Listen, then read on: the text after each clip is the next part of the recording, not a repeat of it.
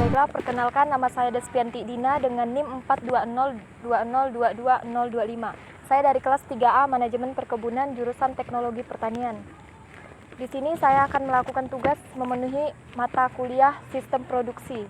Baiklah, di sini saya akan menjelaskan pengendalian bahan baku pada kelapa sawit.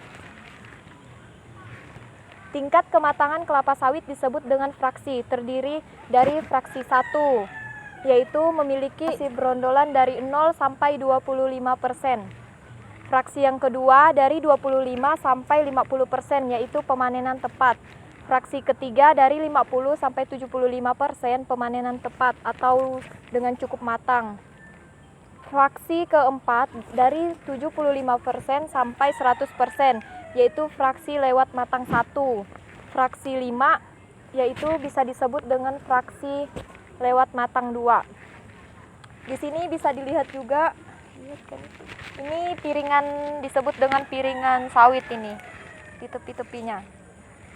Untuk menghasilkan minyak sawit yang optimal, fraksi kematangan yang digunakan yaitu dari fraksi 1 hingga fraksi 5. TBS harus segera dipanen pada saat yang tepat agar minyak yang dihasilkan optimal dan mengandung asam lemak bebas yang rendah. Pada umumnya kelapa sawit mulai berbuah itu setelah umur 2,5 tahun dan masak 5,5 bulan setelah penyerbukan. Buah sawit dapat dipanen ketika berumur 31 bulan. Baiklah, di sini saya akan memberikan salah satu contoh buah sawit. Buah sawit yang pemanenannya udah cukup matang untuk dipanen. Ini terlebih dahulu jika ingin mengetahui bagian-bagian dalamnya, ini dibelah dulu ya, ini boleh dilihatkan. Bagian-bagian kelapa sawit yaitu yang pertama lapisan kulit luar disebut epikard. Ini kulit luar ini. Bagian minyak yang kedua yang memiliki kandungan minyak tinggi yaitu disebut mesokard. Ini. Nah, ini ya kayak daging-dagingnya. Bagian 3 itu serabut CPO. Tuh, bisa dilihat. Yang keempat tempurung atau cangkang disebut endokard. Ini tempurung itu yang berwarna hitam. 5 isi kornel disebut endosperm. Putih jadi kernel oil, bisa jadi minyak herbal atau bisa dijadikan kosmetik. Ini boleh dilihat ini yang warna putih-putih ini. Setelah di sini saya akan menjelaskan jenis buah sawit. Yang pertama itu dura atau bisa disebut dengan cangkang tebal, lebih dari 2 mm. Daging buah dura juga cenderung tipis. Sementara daging bijinya besar dengan kandungan minyak rendah. Yang kedua, jenis buah sawit Pisipera, sangat tipis dan tidak kelihatan. Jenis buah sawit yang ketiga yaitu Tenera, cukuplah, tidak terlalu tebal dan tidak terlalu tipis. Itu gabungan atau kombinasi dari dura dan Pisipera. Ada itu juga tadi, tandan Pisipera itu sangat kecil dia. Mungkin sekian penjelasan dari pengendalian bahan baku kelapa sawit. Saya akan lanjut menjelaskan pengendalian bahan baku pinang. Baiklah, di sini saya akan menjelaskan pengendalian bahan baku yang kedua yaitu pinang. Pinang adalah tanaman salah satu jenis tumbuhan monokotil tergolong palem-paleman. Tanaman pinang memiliki banyak manfaat. Yang pertama, buah pinang kerap digunakan dalam tradisi menyirih oleh sebagian masyarakat Indonesia. Buah pinang juga bisa diolah menjadi jus, kopi, jamu atau dikonsumsi dalam bentuk suplemen. Buah pinang juga bisa digunakan untuk sebagai pewarna makanan alami.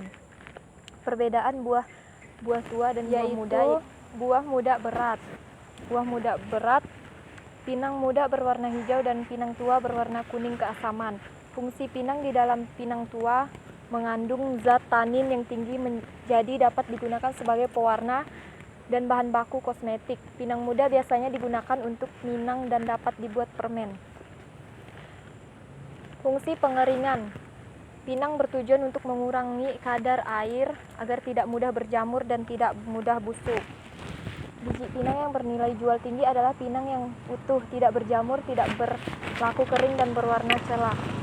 Ini adalah salah satu contoh pohon pinang, bisa dilihat. Tapi ini pohon pinangnya belum terlalu tinggi dan belum berbuah.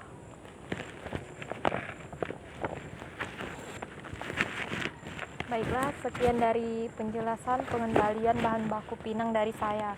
Selanjutnya saya akan menjelaskan pengendalian bahan baku kelapa.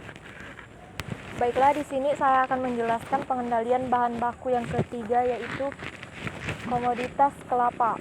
Kelapa termasuk komoditas perkebunan. Buah kelapa terdiri dari beberapa bagian, yaitu kulit luar yang disebut epikarp, yang kedua yang biasa disebut mesokarp, yang ketiga tempurung biasa disebut endokarp, yang keempat kulit daging buah yang biasa disebut testa, dan yang kelima daging buah yang biasa disebut endosperm. Air kelapa dan lembaga. Jenis-jenis buah kelapa, yang pertama ada kelapa hijau, merupakan jenis kelapa yang memiliki dasaran warna kulit buah yang hijau mencolok. Yang kedua kelapa pandan wangi, yang ketiga kelapa gading, yang keempat kelapa genjah entok, yang kelima kelapa merah wulung, yang keenam kelapa kopior. Perbedaan buah tua dan buah muda kelapa yaitu buah mudanya berat, air banyak kalau diguncang, hampir tidak berbunyi, sabutnya basah, sedangkan buah kelapa yang tua airnya sedikit, bobotnya ringan, kalau diguncang berbunyi, dan sabutnya kering, diketuk nyaring. Berumur lebih dari 10 bulan, memiliki isi yang tebal, yaitu berfungsi untuk santan.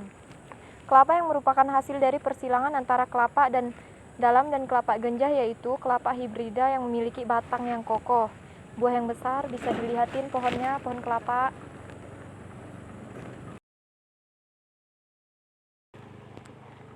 Buah yang besar cepat berbuah, pangkal yang besar, memiliki tinggi yang batangnya pendek, yaitu disebut dengan kelapa genjah entok. Mungkin cukup sekian dari presentasi pengendalian bahan baku. Saya Destianti Dina mengucapkan banyak terima kasih. Sekian.